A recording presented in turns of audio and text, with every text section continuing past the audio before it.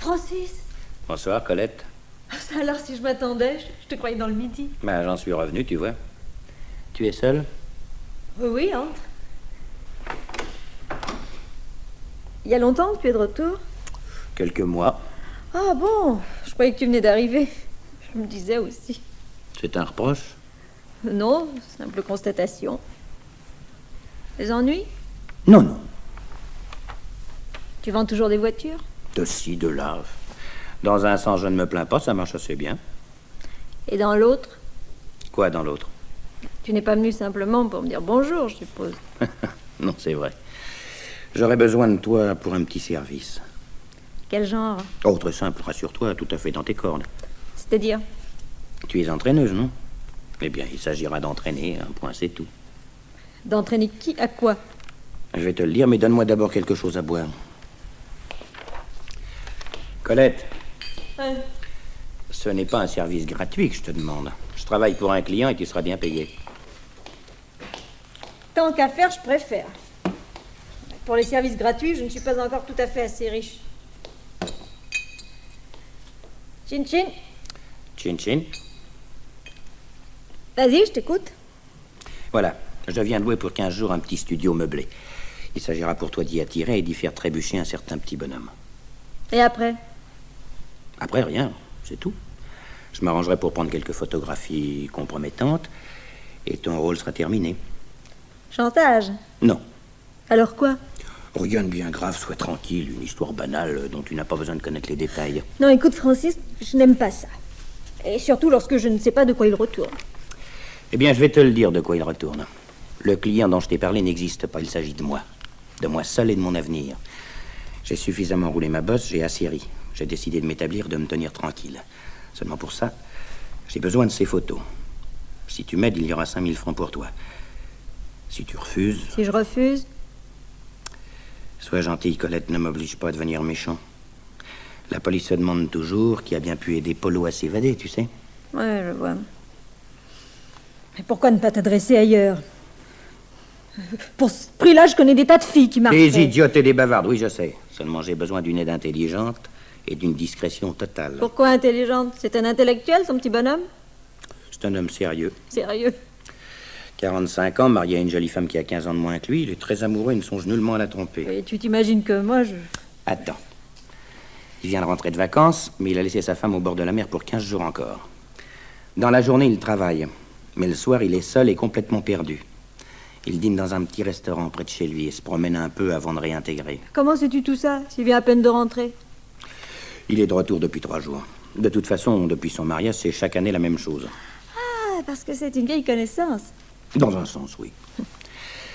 Tu lui donneras naturellement un faux nom et tu seras censé habiter le studio que j'ai loué. Le plus important par la suite, ce sera qu'il ne parvienne surtout pas à te retrouver. Et s'il ne marche pas? Le restaurant où il dîne n'a que 5 ou 6 tables et presque autant d'habitués. Tu pourras donc facilement t'installer à sa table. Pour le reste, et à condition que tu ne l'amènes pas dans un endroit où tu es connu, je te fais confiance. Entamer la conversation, c'est facile. Mais obtenir qu'il me suive jusque dans ton meublé, ce sera peut-être une autre histoire. Tu te sous-estimes. Et je t'ai dit qu'il était sérieux. Je ne t'ai pas dit qu'il était aveugle. Oh, ça... Et de toute façon, si ton charme ne suffisait pas, tu pourrais toujours le faire en boire un peu. Il s'appelle Albert Lemoine, et le restaurant où il dîne est dans la rue Lamarque.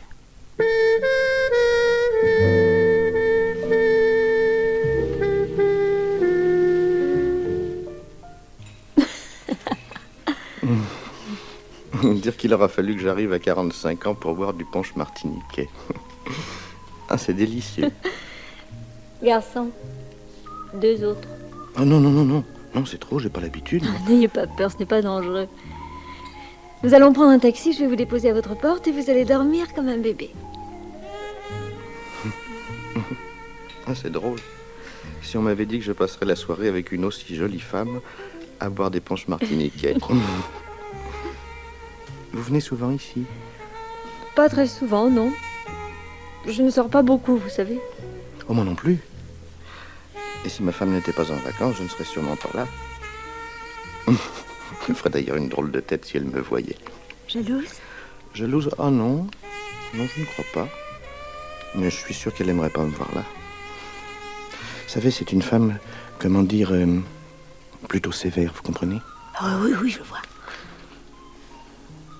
Vous trouvez pas ça étonnant que je sois marié à une jeune et jolie femme? Non, pourquoi? Ben, je sais pas. Je suis un petit bonhomme qui n'a rien de très attrayant. D'ailleurs, je me demande bien pourquoi vous êtes vous-même aussi gentil avec moi. Question de hasard, je suppose. Vous étiez seul, j'étais seule. Nous nous sommes trouvés à la même table. Si nous n'étions pas en période de vacances, nous aurions sans doute mangé à toute vitesse et sans nous adresser la parole. Oui, ça doit être ça. Vous n'avez pas de vacances, vous? Pas cette année. Je viens d'entrer dans une nouvelle place, je n'y ai pas encore droit. Ah oui, bien sûr. Oui. Et ça vous est égal de vivre seul? Je ne peux pas dire que ça me soit égal, mais enfin, j'aime mieux vivre seul qu'en mauvaise compagnie. Ah oui, je comprends. Il y a 5 ans, moi, je disais comme vous. Et j'étais bien persuadé que je me marierais jamais. Et puis... puis voilà.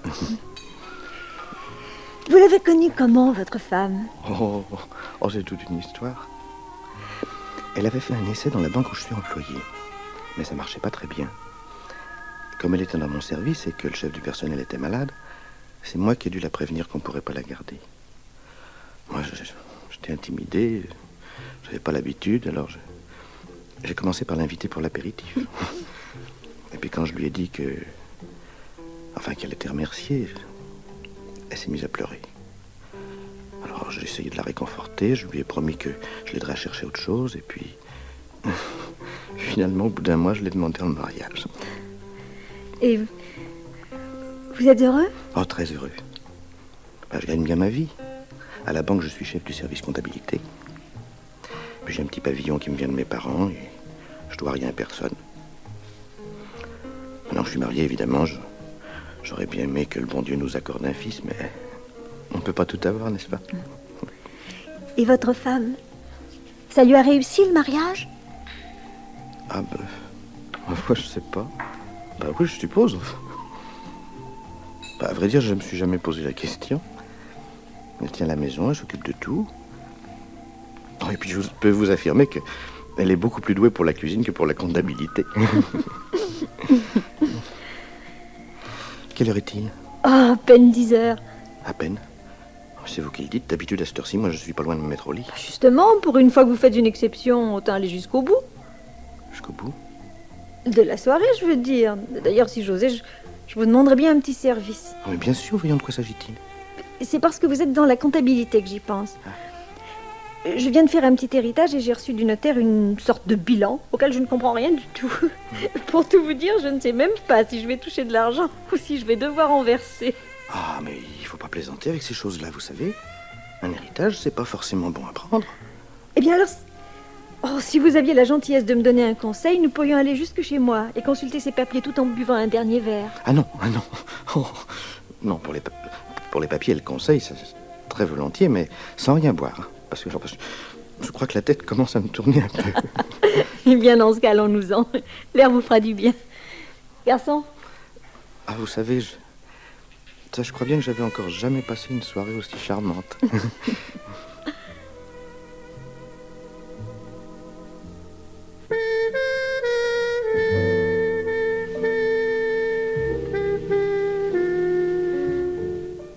Colette, tu es un as. Je me demande pourquoi nous ne travaillons pas plus souvent ensemble. Parce que je n'aime pas ce genre de travail. Je ne sais pas ce que tu manigances contre ce pauvre type, mais je ne suis pas fière de t'avoir aidé. Oui.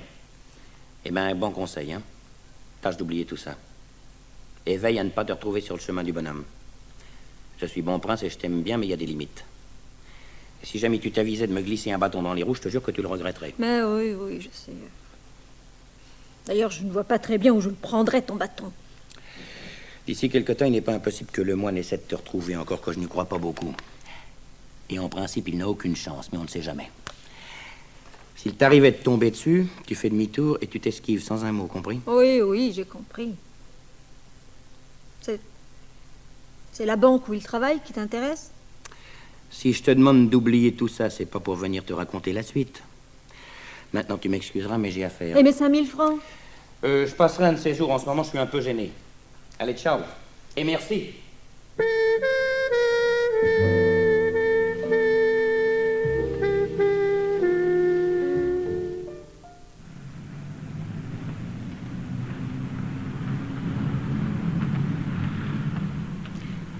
Monsieur Lemoine, s'il vous plaît.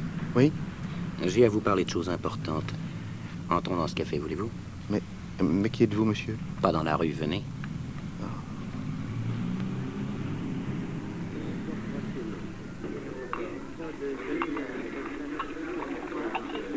Et pour ces messieurs? 2 vins blancs secs.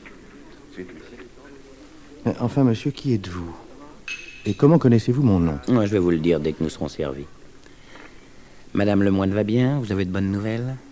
Oui, Elle doit rentrer bientôt, je crois. la semaine prochaine. Enfin, monsieur... Attendez. Et voilà, messieurs, 2 vins blancs bien secs. Merci. Eh bien, à vos amours, monsieur Lemoine. À votre santé, monsieur... Monsieur? Delage, Paul Delage. Ah bon? Non, c'est pas mon vrai nom, autant vous le dire tout de suite, mais c'est celui sous lequel nous aurons affaire ensemble. Je comprends pas. Non, ça je m'en doute, mais vous allez comprendre très vite. Est-ce que vous aimez les photographies? Un peu polissonnes, monsieur Lemoine. Moi? Oh non, pas du tout. Non, ben ça fait rien. Regardez quand même celle-ci. Oh! Mais c'est abominable. mais monsieur, je... Non, mais il y a aussi celle-là, mais... Non, je la trouve franchement moins bien. Non, qu'en pensez-vous? Oh! C'est ignoble, monsieur. J'ignore qui vous êtes et ce que vous espérez, mais c'est ignoble. Personnellement, je ne trouve pas, mais il y a évidemment des chances pour que Madame Lemoine soit de cet avis. Ah, c'est donc ça. Ni plus ni moins. Pour collectionner ce genre d'œuvres d'art, je me trouve encore un peu jeune. Mais, enfin, comment avez-vous pu... Quelle importance. Ce qui compte, c'est que ces photos existent et que nous nous mettions d'accord pour ne pas les montrer à votre épouse. Vous ne croyez pas? Mais j'ai rencontré cette femme une fois, par hasard. Elle m'a fait boire, elle m'a entraîné chez elle. Pourquoi vous excusez? Je comprends ça très bien. D'ailleurs, ce n'est pas un crime. Ah, évidemment, vous me direz que je parle en homme et que votre femme sera peut-être moins compréhensive. Seulement ça, n'est-ce pas? Vous devez le savoir mieux que moi. Ça, je ne comprends pas. Je ne comprends pas que vous vous soyez donné tant de mal. Je ne suis qu'un employé. Vous devez bien savoir que je ne suis pas riche. Rassurez-vous, monsieur Lemoine, vos petites économies ne m'intéressent effectivement pas. Et que voulez-vous alors? De l'argent. Mais beaucoup. Et puisque vous n'en avez pas personnellement, eh bien, nous nous arrangerons avec votre banque. Vous êtes fou? Pourquoi? Les banques existent bien pour fournir de l'argent à qui en a besoin, non? Mais je vous dis que vous êtes fou et je sais de quoi je parle. Enfin, qu'est-ce que vous vous imaginez? Que je n'ai qu'à passer devant une caisse et remplir mes poches de billets? Écoutez-moi bien, monsieur Lemoine, je ne suis pas fou et je ne suis pas non plus un imbécile. Je sais ce que c'est qu'une comptabilité et j'ignore pas que vous brassez des millions sans jamais toucher un billet. Mais il n'en reste pas moins qu'en qualité de chef comptable, vous pouvez disposer de bien plus d'argent que tous les caissiers réunis. Et c'est pourquoi je vous ai choisi. On vous a mal renseigné, monsieur Delage. Vous ne ferez pas de moi un voleur. Oh, tout de suite les grands mots.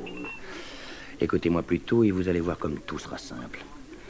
Il y a 3 jours, je suis allé à votre banque et j'ai ouvert un compte courant au nom de Paul Delage. Ça n'est pas mon nom, mais rassurez-vous, j'ai des papiers parfaitement en règle. Nous allons laisser passer un peu de temps et dans quelques jours, disons mardi prochain par exemple, vous ferez à ce compte un petit virement de 5000 francs. Des francs 63, bien entendu. Pour les opérations et le choix d'un compte créditeur, je vous laisse libre, vous êtes mieux placé que moi. Vendredi prochain, dans une semaine donc, j'irai retirer cette somme et je vous retrouverai ici à la même heure pour l'apéritif. Voilà, c'est tout. Et si je refuse? Si vous refusiez, mais vous ne le ferez pas, je me verrai obligé de faire tenir quelques-unes de ces épreuves à votre femme, ce qui lui permettrait d'obtenir le divorce en un temps record, monsieur Lemoine.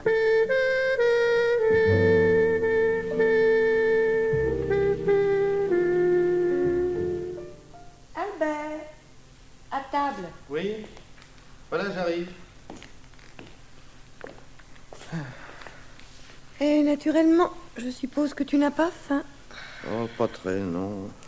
Excuse-moi. Oh, excuse-moi, c'est tout ce que tu sais dire. Tu ferais bien mieux de voir un médecin. Mais je ne suis pas malade, chérie, ça passera. Mais quoi? Qu'est-ce qui passera? Si tu n'es pas malade, c'est qu'il y a autre chose. Mais non, je t'assure. J'ai beaucoup de travail à la banque, comme toujours après les vacances d'ailleurs. Mais c'est tout. D'ici quelque temps, ça ira mieux. Oh, les vacances. Il y a longtemps qu'elles sont finies, les vacances. Depuis 2 mois que je suis rentrée, tu n'as pas cessé de promener cette tête d'enterrement. Et quand je t'en fais la remarque, c'est tout ce que tu sais me répondre. Ça ira mieux d'ici quelque temps. J'ai beau ne pas être particulièrement soupçonneuse, ma parole, tu finiras par me donner des idées. Des idées? Concernant tes occupations durant mon absence, oui. Non, mais tu plaisantes, j'espère. Oui, oh, c'est ça, je plaisante. Enfin, ma chérie, tu peux pas penser sérieusement que... Que? Bah, que j'aurais pu te tromper, enfin... Tout ce que je sais, c'est que ça expliquerait fort bien ton comportement depuis mon retour. Mais c'est ridicule, voyons, je ne quitte la maison que pour aller au bureau, je suis de retour une demi-heure après la fermeture, juste le temps du trajet, alors. Et hier soir? Hier soir? Mais c'était vendredi, et j'ai pris l'apéritif avec un collègue, enfin, c'est pas un crime, tout de même. Avant les vacances, il t'arrivait aussi de t'arrêter pour un apéritif, et je ne te l'ai jamais reproché. Seulement dans ce temps-là, tu rentrais plutôt content, et tu avais 1000 choses à me raconter. Mais pour cette fois, vois-tu, je serais curieuse de savoir avec qui tu as pris l'apéritif et de quoi vous avez parlé.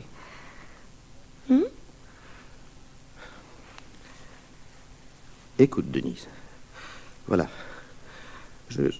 C'est pas ce que tu crois, mais Un instant, Albert. Fais bien attention. Si tu m'avoues maintenant que tu m'as trompé, j'essaierai de partir sans trop t'en vouloir. Mais si tu as fait ça, et si tu continues de me mentir, un jour ou l'autre, je le saurai forcément. Alors je ne te pardonnerai jamais. Mais je ne te comprends pas, Denise. Tu dis que tu ne m'en voudrais pas et tu dis en même temps que tu partirais. Si tu m'as trompé, je partirai de toute façon. Seulement, je t'en voudrais moins si tu me l'avoues maintenant. Alors? Je ne t'ai pas trompé, Denise. C'est la vérité. Non, pourtant, il y a 2 minutes, tu étais sur le point de m'avouer quelque chose. Non. Non, je crois que tu as raison. Oui, tu vois, je me sens terriblement fatigué. Je vais aller voir un médecin.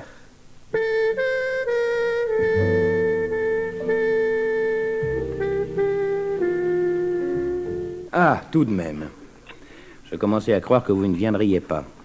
J'ai failli ne pas venir, en effet. Parce que? Parce que j'en peux plus, voilà, tout simplement. Voyez-vous ça? Eh bien, moi aussi, j'en ai assez, figurez-vous. Je suis passé à la banque ce matin, mais je me suis cassé le nez. Ma petite provision n'y était pas. J'ai pas pu.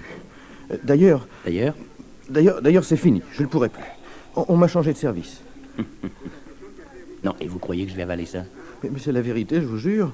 Je ne peux plus rien faire. Eh bien, dans ce cas, tant pis, que voulez-vous?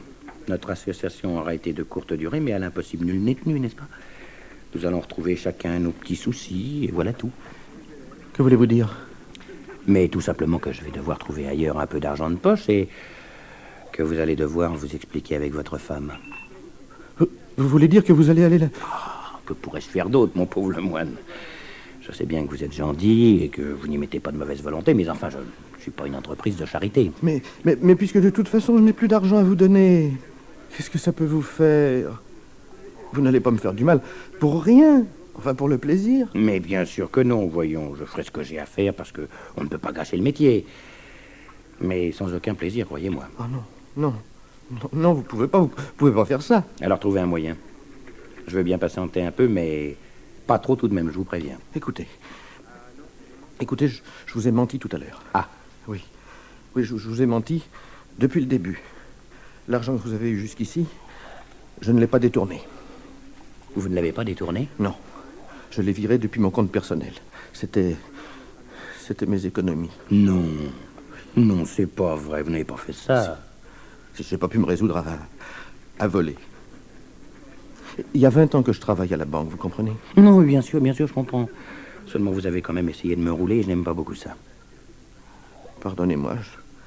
Sans ma femme, je ne pourrais plus vivre et je suis prêt à tout pour la garder. À la bonne heure. Voilà que vous redevenez raisonnable. Je crois que nous allons pouvoir nous entendre et je vais même faire quelque chose pour vous. Ah? Parfaitement. Non, je ne suis pas un ogre et je vais limiter mon appétit. Au lieu de vous réclamer de l'argent sans que vous sachiez où cela s'arrêtera, nous allons fixer un chiffre. 100 000 par exemple. Vous vous arrangerez pour me virer 10 fois 10 000 francs et vous n'entendrez plus parler de moi.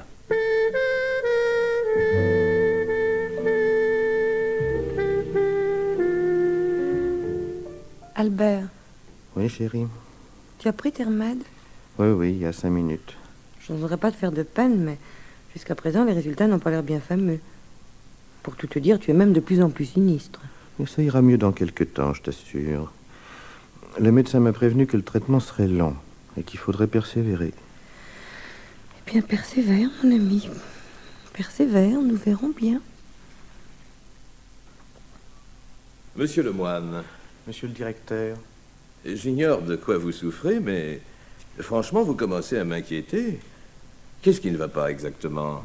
Ce n'est rien, monsieur le directeur, c'est rien. Un peu de fatigue, simplement. J'ai vu le médecin, je suis en train de suivre un traitement. Pas d'ennui, pas de soucis trop graves. Non, monsieur le directeur, non. Bon, eh bien tant mieux. Tâchez de vous reposer un peu. Et surtout, ne vous inquiétez pas inutilement. Pour que la santé aille, il faut commencer par avoir bon moral. Merci, monsieur le directeur, merci. Merci beaucoup.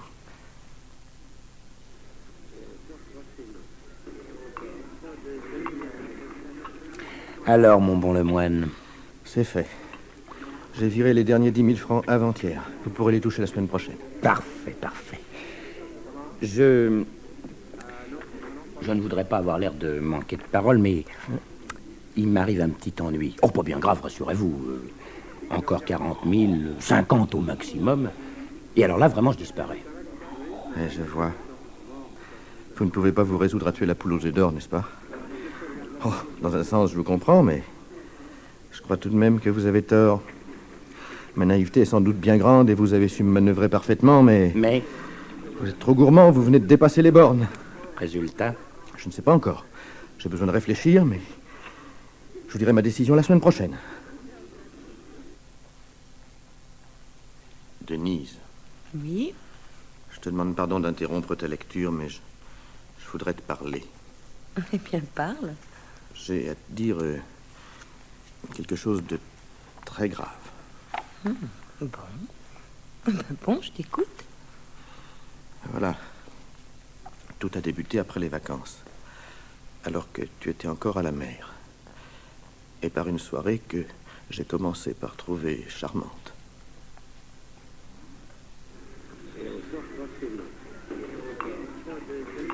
alors, mon brave Lemoine, cette décision, Je l'ai prise et je m'y suis tenu.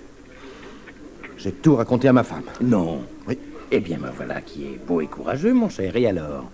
Ah, ma femme a été parfaite, de douceur et de compréhension. Mhm. Elle m'a pardonné, elle me reste. Ah. Vous ne pouvez donc plus rien contre moi. Et nous nous voyons pour la dernière fois. Vous parliez de naïveté l'autre jour, mais alors vraiment, je ne pensais pas qu'elle puisse aller jusque-là. Non, mais vous plaisantez ou quoi? Elle ne comprend pas. Et votre directeur, mon bon Lemoine, qu'en faites-vous? Croyez-vous que lui aussi va passer l'éponge et vous pardonner ce joli trou de 100 000 francs? Mais quoi? Vous n'allez pas me dire que vous les aviez oubliés, je suppose? Parce qu'enfin, c'est peut-être pas le Pérou, mais ça commence tout de même à faire une petite somme.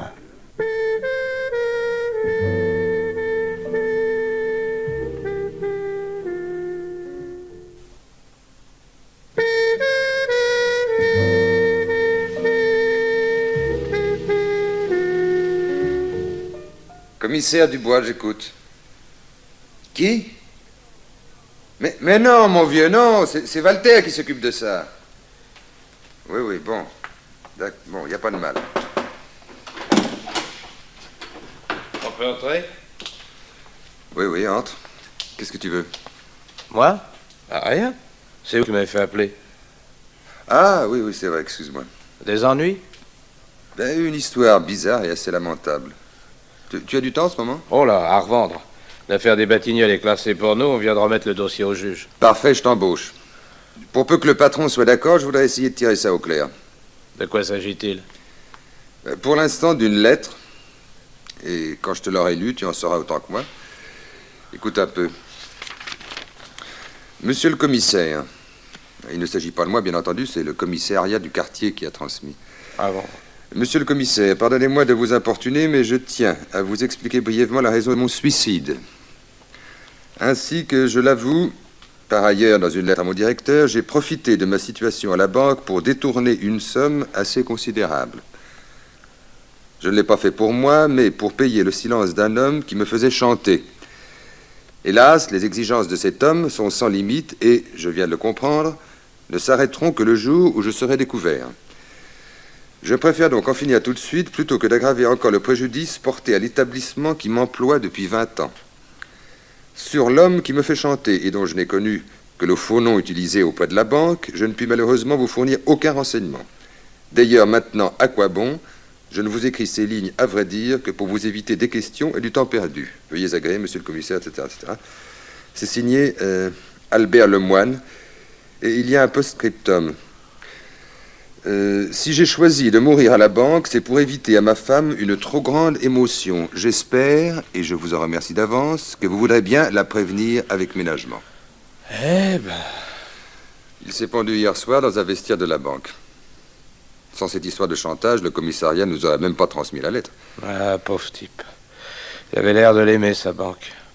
Travailler honnêtement pendant 20 ans et se retrouver obligé de voler, ça ne doit pas être de tourpeau.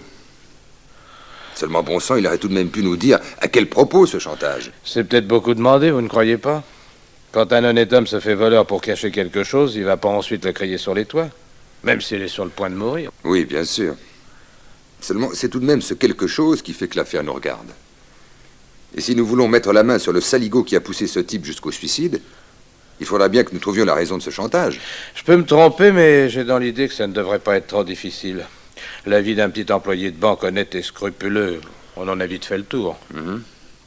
Tu t'en charges? Bah, si vous voulez, oui. Bon, tu commences par l'épouse et par le directeur de la banque, bien entendu. Et tâche d'en tirer quelque chose. Parce que sinon, j'ai l'impression que nous serons mal partis.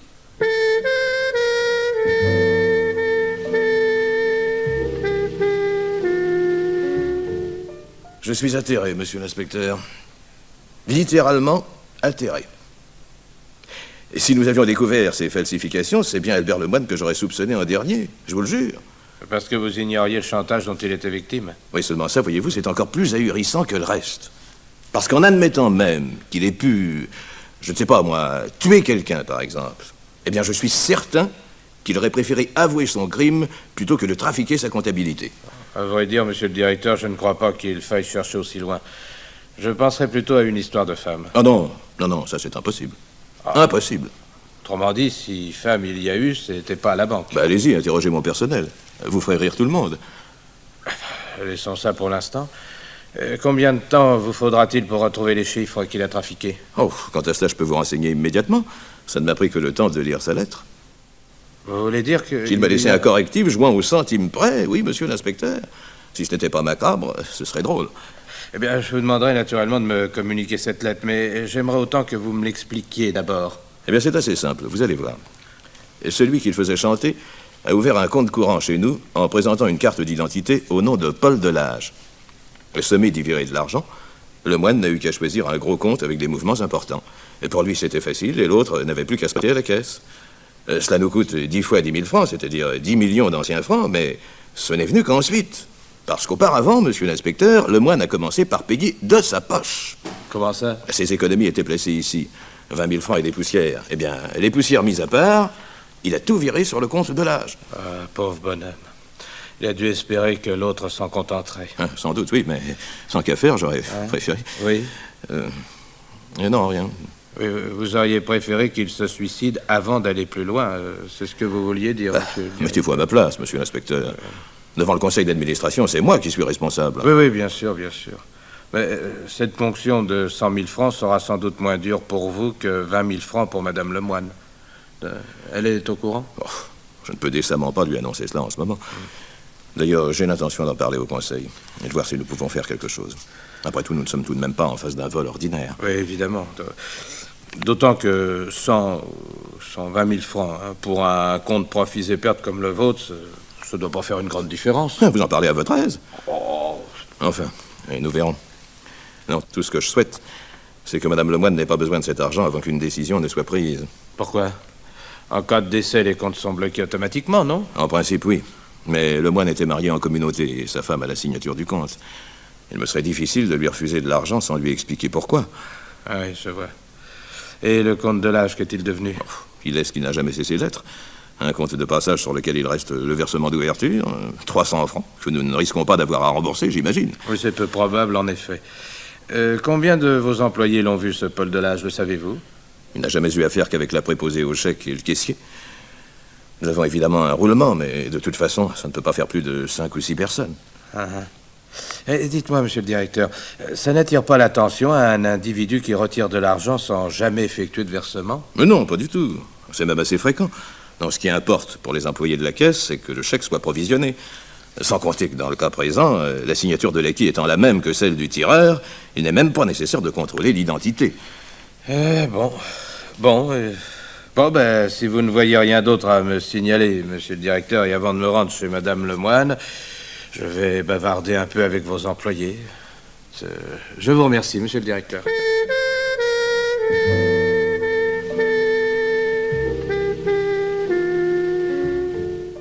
Réfléchissez encore, madame Lemoine. Je vous en prie.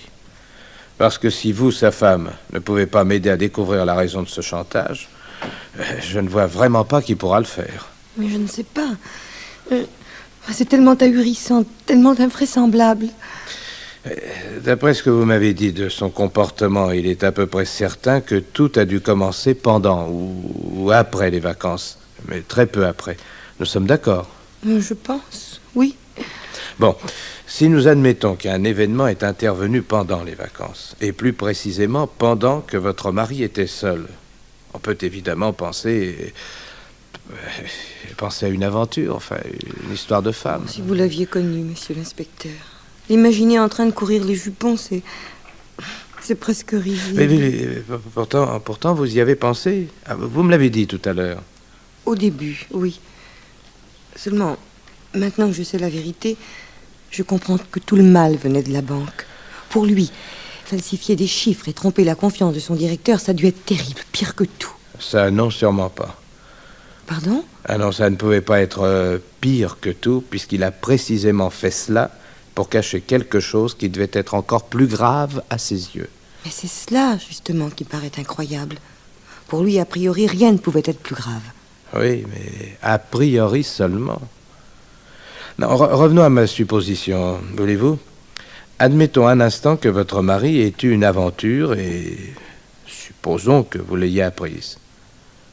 Qu'auriez-vous fait? Je ne sais pas. Oh, je pense que je serais partie. Oui. Il le savait? Oui, je l'en avais menacé. Donc ma supposition n'est pas tellement stupide. Excusez-moi, mais est-ce que vous aimiez votre mari, madame Lemoine? J'avais pour lui beaucoup d'estime.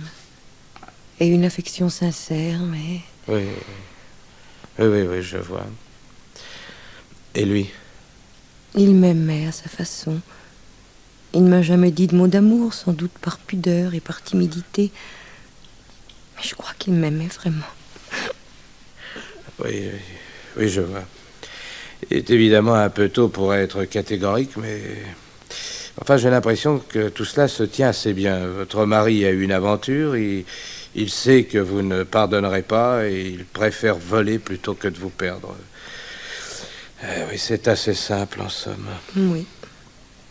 Sauf que je ne le vois pas se lançant dans une aventure, je vous le répète. Ah non, mais on ne se lance pas forcément dans l'aventure, madame Lemoine. C'est quelquefois elle qui vous tombe dessus. Que voulez-vous dire? Non, rien de précis, malheureusement. Qu'on aille à elle ou qu'elle vienne à vous, l'aventure peut se présenter de 1001 façons.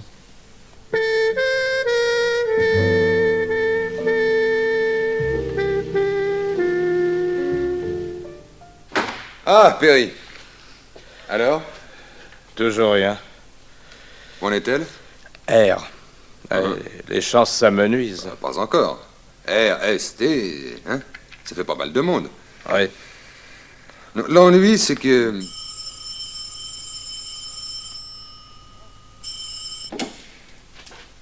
Oui? Ah bon, passez-le-moi. Allô? Oui. Bonjour, monsieur le directeur. Non, pas encore. Eh oui, je sais. Seulement, je crains qu'il n'en ait encore pour toute la journée. Et le fichier central de la police n'est pas une petite affaire, vous savez.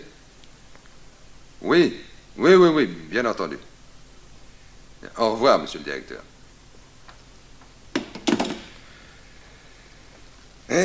Il a tort de s'impatienter, le directeur. Si son employé nous permettait de retrouver le prétendu de l'âge, il aurait peut-être une chance de récupérer une partie du magot. Et moi, au fait, pendant que j'y pense, le vrai de l'âge a perdu sa carte d'identité il y a environ 1 an et avait fait une déclaration en règle. Éventuellement, il faudrait peut-être voir si on ne lui a pas plutôt volé. Et si oui, dans quel endroit? Ouais. Oui, laissons toujours la petite aller jusqu'au bout de son alphabet, mais j'ai sacrément peur que ça ne donne rien. Oh, allons, quoi, pas de pessimisme. Après tout, notre homme peut bien s'appeler Xavier ou Zerbini. Oui, tout comme il peut n'avoir jamais eu affaire à nous. De toute façon, et puisque c'est ton idée, nous pourrons toujours chercher la femme. Oh, si vous croyez que ce sera plus commode... Qui sait? Si le moine a eu une aventure quelconque, c'est peut-être que durant la période des vacances. Or, à Paris, mon cher, durant les vacances, les gens sont moins pressés et plus observateurs. Et alors? Si aventure il y a eu, il a bien fallu qu'elle se passe quelque part, non? Le moine n'était pas un homme à emmener une femme comme ça à son domicile. Ah, ça non, sûrement pas. Bon. Alors, maintenant, suppose que je convoque une douzaine de journalistes, que je leur offre une bonne photo de Lemoine et toute l'histoire par-dessus le marché. Hein? Alors, qu'est-ce que tu en dis? Ça ferait du bruit dans le Landerneau, évidemment. Seulement, ça mettrait aussi la puce à l'oreille de notre gaillard. Pour l'instant, l'affaire n'ayant bénéficié que de 3 lignes en 5e page, il doit dormir tranquille. Bon, tant pis, c'est un risque à courir. D'ailleurs, du moment que nous ne le connaissons pas, qu'il soit en fuite ou dans son lit... Oui, ça... En publiant la photo de Lemoine, nous risquons d'attirer pas mal de témoignages, des boîtes de nuit, des restaurants, des hôtels. Enfin, il a bien fallu qu'il... Oh, bon Dieu! Quoi, qu'est-ce qui t'arrive? Ah, il m'arrive que j'ai mené cette enquête comme un débutant, tout simplement. J'ai interrogé l'épouse, le directeur et les employés, mais j'ai complètement oublié le restaurant. Or, pendant qu'il était seul, le moine n'a certainement pas joué à faire de la cuisine. Bon, écoute, chaque chose en son temps, Perry, hein? Oui, mais... Nous n'y avons pas pensé parce que nous recherchons d'abord le prétendu de l'âge, mais il n'est pas trop tard. Bon, tu vas filer chez le moine et interroger sa femme. Elle doit bien savoir où il prend les repas. Oui. Ensuite, tu...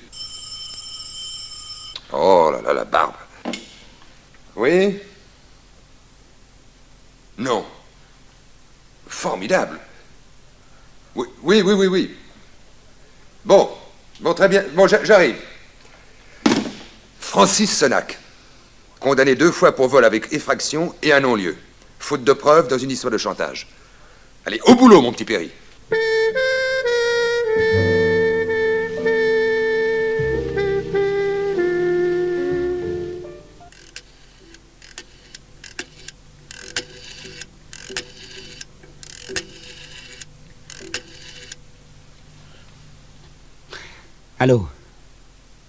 Allô, tu m'entends?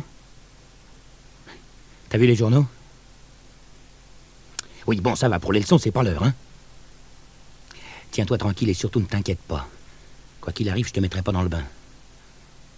Oui. Non, seulement attention, hein, ces messieurs connaissent la musique. S'ils viennent te raconter que je me suis mis à table, ne va surtout pas marcher. Quoi? Mais bon Dieu, comment est-ce que j'aurais pu prévoir ça? Et une photo grandeur nature et en première page pour un employé de banque qui se suicide, c'est à n'y pas croire. Ouais. D'ailleurs, c'est pas tout. Et c'est peut-être pas le plus grave. Puis, non, bon Dieu, non, ne t'affole pas. De toute façon, ça y est. Il y a 2 types qui m'attendent au pied de l'escalier. Mais non. Si tu t'affoles pas, il n'y a aucune raison. Écoute, ils ne peuvent pas me garder plus de 48 heures. Ou alors, c'est que je suis bon. Alors si je ne t'appelle pas samedi... Mais écoute, samedi, même heure, même endroit. Alors tu pourras me préparer des colis. Mais même dans ce cas, ne t'en fais pas. Je suis capable de parler pendant des heures sans rien leur dire de ce qui les intéresse. Oui. Bon, allez, à samedi, j'espère. Francis Senac? C'est moi. Ou bien faut-il dire Paul Delage? Je comprends pas. Bien sûr, bien sûr. Dois-je me présenter? Non, pas la peine, ça j'ai déjà compris. Eh bien, dans ce cas, veuillez nous accompagner, monsieur Senac. Nous allons faire un petit tour quai des Orfèvres et essayer de vous faire comprendre le reste.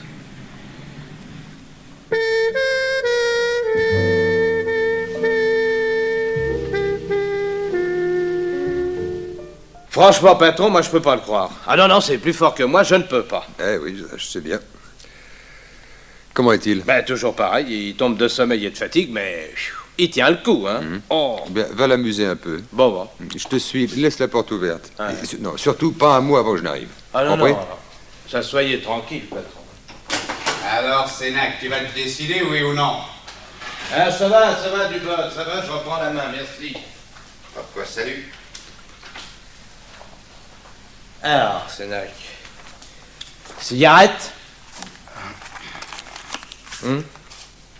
Non? Ah non, bah, comme tu voudras. Ton système est idiot, Sénac.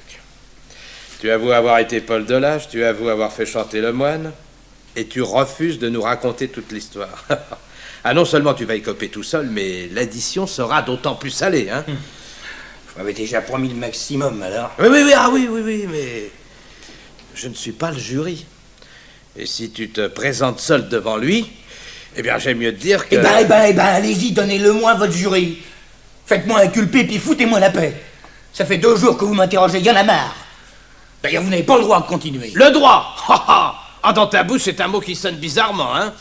Et le moine, Saligaud, hein? Le moine, il n'avait pas le droit de vivre, lui, peut-être? Est-ce que je pouvais prévoir qu'il allait se suicider? Parfaitement, Senac. Non seulement tu pouvais, mais tu l'as effectivement prévu, voulu et longuement prémédité. Bah, qu'est-ce que c'est que cette histoire? Mais vous êtes dingue! Ah, ben tu n'es pas poli. Ah, bon, remarque, dans un sens, tu n'as pas tort. Voilà 2 jours que je me casse la tête. Et il faut sans doute être un peu dingue, tu as raison, pour échafauder une hypothèse comme la mienne. Au début, d'ailleurs, ça m'a tellement dégoûté que j'ai failli ne pas m'y arrêter. Oh, quand vous aurez fini de parler chinois, hein, vous préviendrez. Mais justement, Senac, j'ai fini. Tout est fini.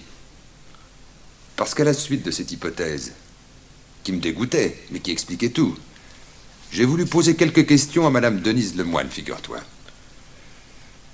Non, je dis j'ai voulu, mais je suis arrivé trop tard.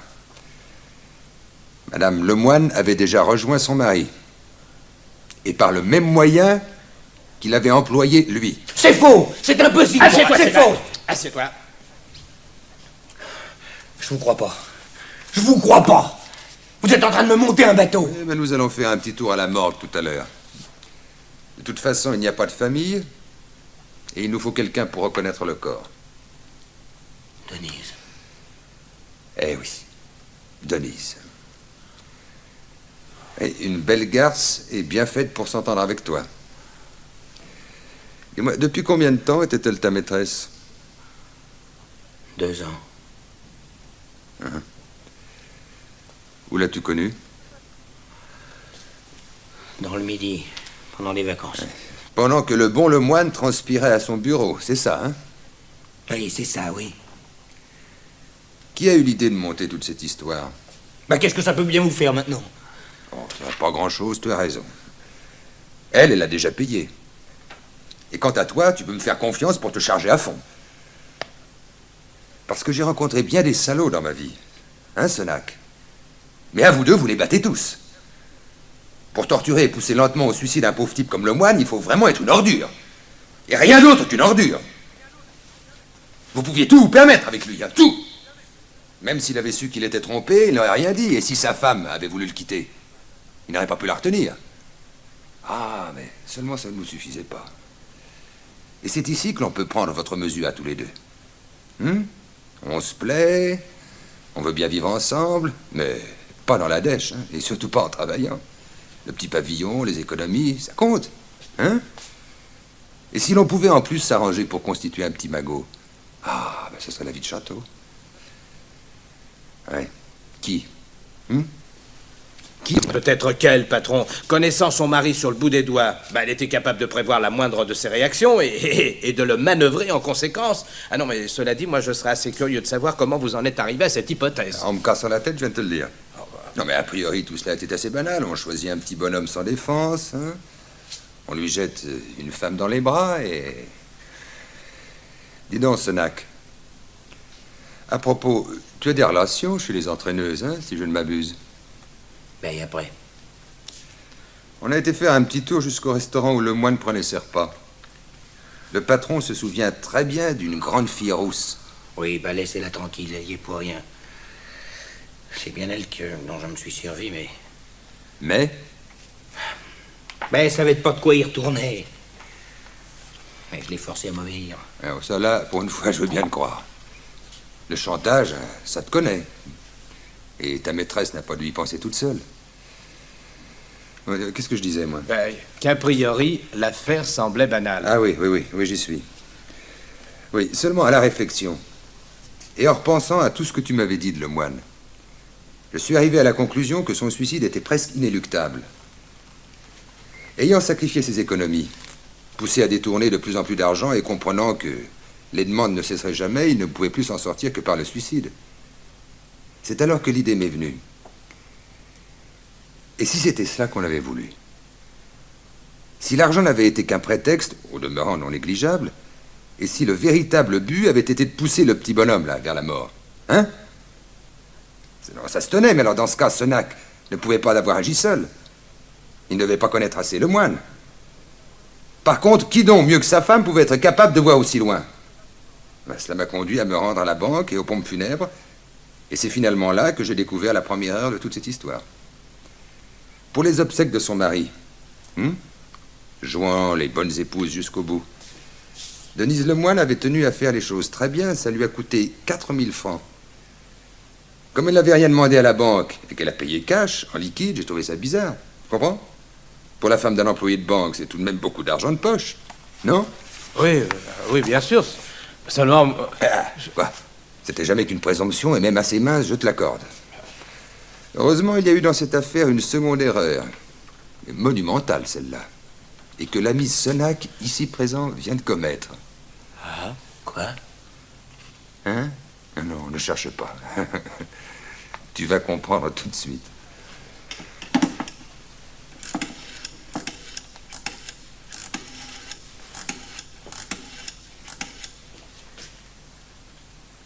Allô? C'est toi, Raymond? L'oiseau est toujours là? Bon, parfait, tu peux y aller maintenant. Alors, tu comprends, Senac? Non, j'ai l'impression que tu commences. Ah, mais non, tu n'oses pas aller jusqu'au bout. Eh ben, mon vieux, c'est tout de même ça. T'as Dulcinée chez elle en parfaite santé. Non, probablement un peu inquiète, mais ne sens pas que c'est déjà la police qui sonne à sa porte. Bon Dieu, si je pouvais... Ah oui, comme un gamin, Senac. Tu viens de te faire avoir comme un gamin. Hein? Ah ben, ça te servira peut-être de leçon. Mais j'ai bien peur qu'elle ne soit très longue, ta leçon. Toi et ta Denise, hein? Et je suis beaucoup moins content qu'elle ne soit pas morte. Vous allez payer. Vous allez payer comme vous avez fait mourir le pauvre Lemoine. À petit feu.